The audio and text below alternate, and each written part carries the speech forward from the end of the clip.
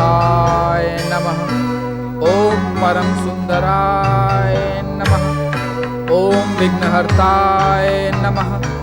ओम सुमुखाय नमः। ओम विघ्नहर्ताय नमः। ओम सिद्धि विनायकाय नमः। परम प्रिय भक्त सुधर, हम तुम्हारी कठोर तपस्या से प्रसन्न हैं। प्राचीन काल में 5 महादेवताओं की तपस्या के कारण प्रकट हमारा ये प्रिय तीर्थ तुम्हारी श्रद्धा और भक्ति के कारण सारे संसार में प्रख्यात हो गया है। कहो, क्या इच्छा है तुम्हारी? हे भक्तवत्सल, आपके पावन दर्शन पाकर मेरा जीवन सफल हो गया। अब मेरी कोई इच्छा नहीं है प्रभु। तुम्हारी भावना सुनकर हम और अधिक प्रसन्न हुए सुधर, और हमारी प्रसन्नता तुम्हें कुछ देना चाहती है। जब आप देना ही चाहते हैं तो मैं मना कैसे कर सकता हूँ स्वामी। लेकिन मैं एक निवेदन करना चाहता हूँ। कहो। प्रभु, मुझे सांसारिक सुख, ऐश्वर्य और संपत्ति न देकर केवल और केवल अपने चरणों की भक्ति दीजिए। मुझे अपनी मंगल मूर्ति का सत्संग दीजिए। मैं जन्म जन्मांतरों तक आपकी भक्ति और आराधना में लीन रहूं। कभी भी मेरा आपसे वियोग न हो। तथास्तु। भक्तराज सुधर, तुम्हारी हर मनोकामना पूरी करना मेरा कर्तव्य है। तुम सतयुग से लेकर कलयुग तक हमारे प्रिय इसी मोरेश्वर गणेश तीर्थ की भक्ति और आराधना में लीन रहोगे। बार बार गणेश भक्त के रूप में जन्म लेने पर जन्म जन्मांतरों तक मोरेश्वर गणेश तीर्थ का भक्त बने रहने की तुम्हारी मनोकामना पूरी होगी। आप जैसा महान वरदाता है कामना पूर्ति का यह वरदान दे सकता है। आप धन्य हैं। आपकी महिमा अपरंपार है प्रभु। आपकी जय हो। जय हो मोरेश्वर श्री गणेश की। जय हो गौरी पुत्र श्री गणेश की। जय हो परम देव श्री महागणेश की जय हो। महान वरदाता गौरी पुत्र श्री गणेश से कामना पूर्ति का वरदान पाकर परम भक्त सुधर्म प्रत्येक युग में मोरेश्वर श्री गणेश के भक्त बनकर जन्मे। युग दृष्टि का विचार करते हुए स्वयंभू रूप से प्रकट अपनी मूर्ति में उसी मयूर क्षेत्र में भूमिगत निवास किया। कलयुग में इस गणेश भक्त सुधर्म की आत्मा ने एक नए शरीर में प्रवेश किया और मौर्य गोस्वामी का नाम धारण किया और आजन्म मोरेश्वर की पूजा आराधना करते हुए उनसे पुनः प्रकट होने की प्रार्थना करते रहे। सुखकर्ता दुःखहर्ता वार्ता विघ्नाची दुर्वी पूर्वी प्रेम कृपा जयाची सर्वांगी सुंदर उदिशेंदुराची कंठी झळके माळ मुक्ता फळांची जय देव जय मंगल मूर्ती दर्शन मात्रे मन कामना पूर्ती जय देव रत्न खचित परा तुझ गौरी कुमरा चंदनाची उटी कुंकुम केशरा हिरे जडित मुकुट शोभतो बरा ऋणझुणती मुकुरे चरणी घागरिया जय देव जय मंगल मूर्ती दर्शन मात्रे मन कामना पूर्ती जय देव लंबोदर पीतांबर फणिवर वंदना सरळ सोंड वक्र तुंड त्रिनयना दास रामाचा वाटवा हे सगना संकटी पावावे निर्वाणी रक्षावे सुरवर वंदना जय देव जय मंगल मूर्ती दर्शन मात्रे मन कामना पूर्ती जय देव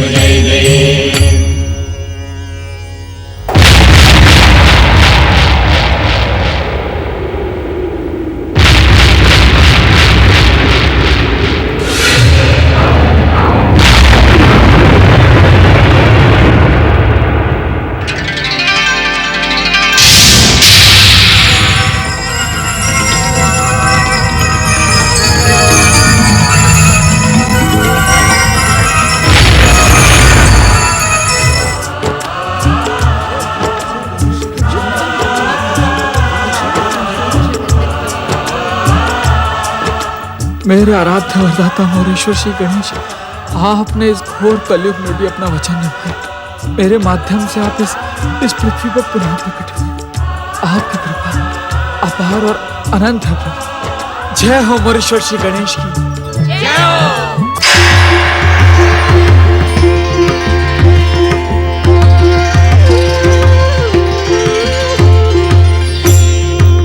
मौर्य गोस्वामी के नाम से तुम्हारी गणेश भक्ति की कीर्ति समय और युग की सीमाओं को लांघकर अनंत कालों तक अमर रहेगी। यह स्थान मेरे साथ तुम्हारे नाम के भी गुण गाएगा। जो भी भक्त श्रद्धा और भक्ति के साथ अष्टविनायक के इस महान तीर्थ क्षेत्र की यात्रा करके तुम्हारी भक्ति को याद करेगा, उसकी हर मनोकामना पूरी होगी। तुम सबका कल्याण हो।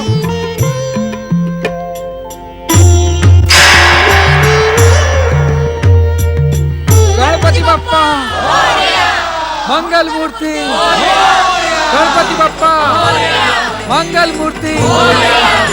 भक्ति की अमोघ शक्ति ऐसी ही होती है। भगवान की कृपा पाकर भक्त का गौरव भगवान के समान हो जाता है। मोरेश्वर की भक्ति में लीन मौर्य गोस्वामी स्वयं भी जन जन के पूजनीय बन गए।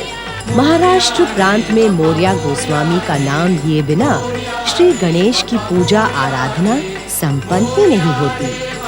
14वीं शताब्दी में मौर्य गोस्वामी द्वारा स्थापित मोरेश्वर तीर्थ क्षेत्र महाराष्ट्र प्रांत के पुणे जिले के निकट सह्याद्री क्षेत्र में श्री गणेश की भक्ति ज्योति से गणेश भक्तों का हृदय मंदिर आज भी प्रकाशित कर रहा है। असंख्य गणेश भक्तों का मानना है कि अदृश्य रूप से आज भी मौर्य गोस्वामी यहाँ पर मोरेश्वर श्री गणेश भक्ति में लीन है। भक्ति की इस पावन गंगा में पुणे जिले में स्थित थेऊर के चिंतामणि गणेश भी अनंत कालों से अपने भक्तों पर कृपा करते आए हैं। चिंतामणि श्री गणेश की प्रेरक कथा का संबंध परम योगी और महान श्री गणेश भक्त कपिल ऋषि से है। गणपतये नमः। ओम गं गणपतये नमः। ओम गं गणपतये नमः। ओम गं गणपतये नमः। महान श्री गणेश भक्त कपिल ऋषि की।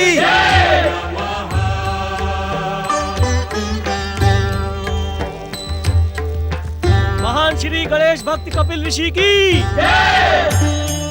भक्ति पथ के पथिक साधु संतों और ग्रामीण जनों, आपका कपिल आश्रम में स्वागत है। परंतु मैं आपसे एक निवेदन करना चाहता हूँ। बार बार मेरी जय जयकार करके आप लोग मुझे लज्जित ना करें। यदि आप जय जयकार करना ही चाहते हैं तो इस संसार को गति देने वाले परम देव श्री महागणेश और उनके महान अवतार गौरीपुत्र श्री गणेश की कीजिए।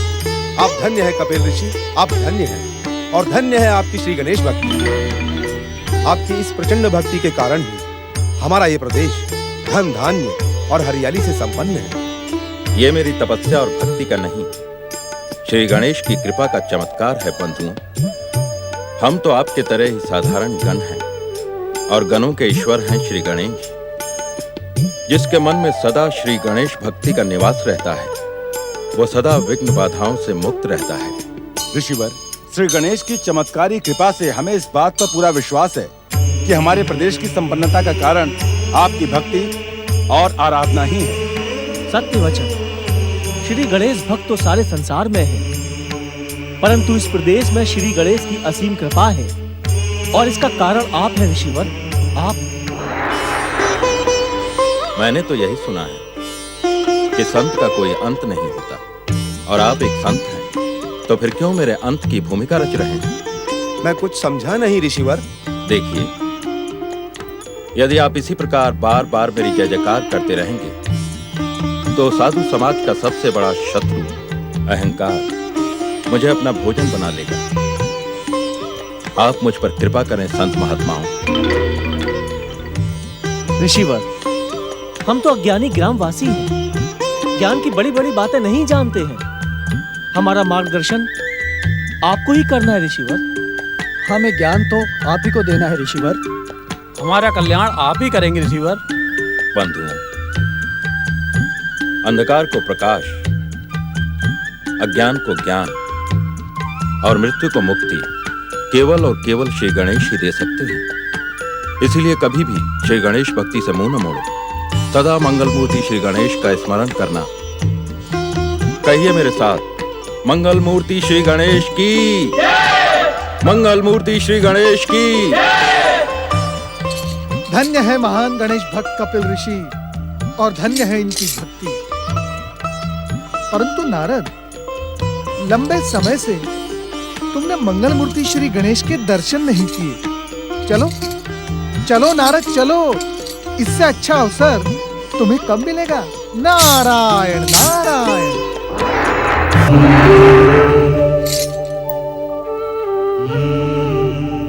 संसार के विघ्नों का अंत करने वाले श्री गणेश के ध्यान में बाधा डालना घोर पाप है। इनकी मधुर वाणी सुनने के लिए तुम्हें प्रतीक्षा करनी होगी नारद। ओम गं गणपते नमः। ओम गं गणपते प्रणाम देवर्षि। प्रणाम देवर्षि। आजकल मंगलमूर्ति भगवान भोलेनाथ के समान लंबी समाधि में लीन रहते हैं। हाँ देव ऋषि, मंगल मूर्ति का ध्यान कब टूटेगा कोई नहीं जानता, इसलिए आप व्यर्थ समय नष्ट ना करें। मंगल मूर्ति श्री गणेश की मंगलवाणी सुनने की प्रतीक्षा में खड़े रहना, ये तो समय का सदुपयोग है, सदुपयोग। आप शिवगण होकर भी ऐसी अज्ञानियों जैसी बात क्यों कर रहे हैं? मैं तो अनंत काल तक श्री गणेश के ध्यान के भंग होने की प्रतीक्षा में खड़ा रह सकता हूँ। खड़े तो आप अवश्य रह सकते हैं, परंतु यहाँ अनंत काल तक खड़े रहने से आपके भाई प्रजापति दक्ष के शाप की मर्यादा टूट जाएगी। नारायण नारायण। गणाध्यक्ष नंदी महाराज, आप तो यह अवश्य जानते ही होंगे कि संसार की हर मर्यादा और शाप ताप की शक्ति से मंगल मूर्ति श्री गणेश परे है। इनके सामने रहने वाला कभी भी किसी भी प्रकार की विघ्न बाधा का शिकार नहीं हो सकता। हम समझ गए, आपको हमारा ध्यान में रहना प्रिय नहीं है, परंतु क्षमा करें गौरी पुत्र, हम आपके तपस्या में बाधा डालने नहीं, हम तो देवर्षि को सावधान करने आए थे। जय जय श्री गणेश। प्रभु, हमने तो आपकी प्रतीक्षा करने का दृढ़ निश्चय कर ही लिया था, परंतु हम समझ गए देवर्षि।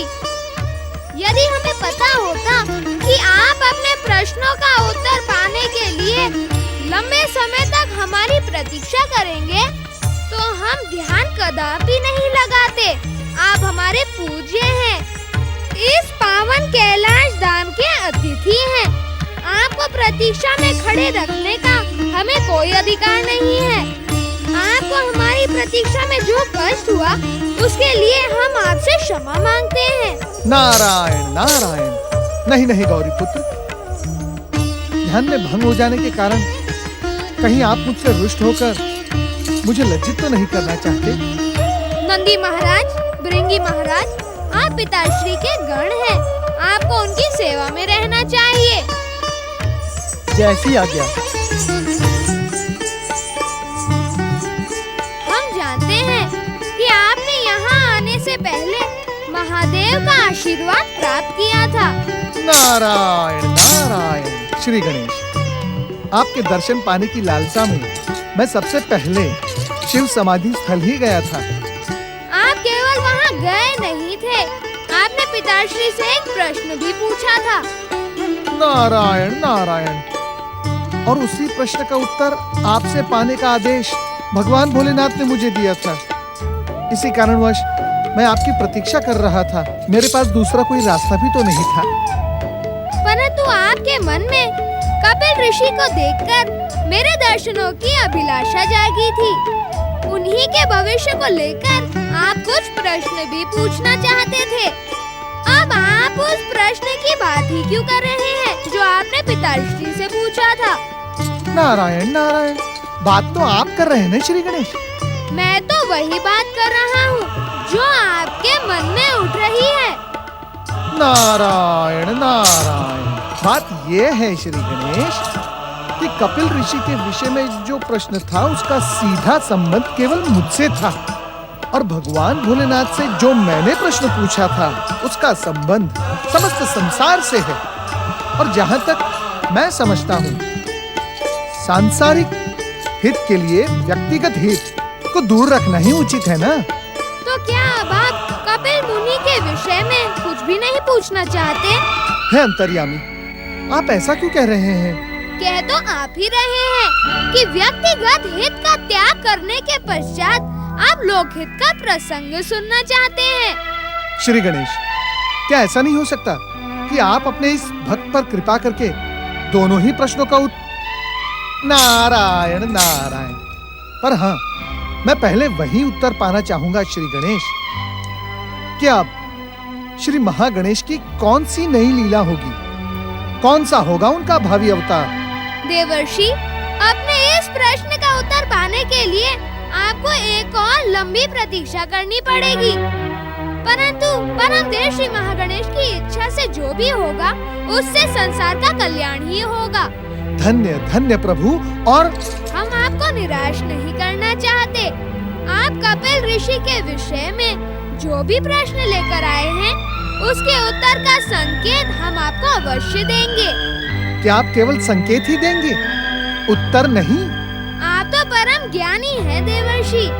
किसी भी संकेत के सूत्र जोड़कर आप बड़े से बड़ा अर्थ निकाल सकते हैं। नारायण नारायण। कपिल ऋषि की तपस्या और भक्ति के कारण महाराज जयसेन के राज्य में सुख और समृद्धि की वर्षा हुई है। राजा और प्रजा दोनों ही प्रसन्न हैं। परंतु निकट भविष्य में घटने वाली एक घटना के कारण कपिल ऋषि और महाराज जयसेन भयानक धर्म संकट में फंस सकते हैं। वह समय उन दोनों की कड़ी परीक्षा का समय सिद्ध होगा।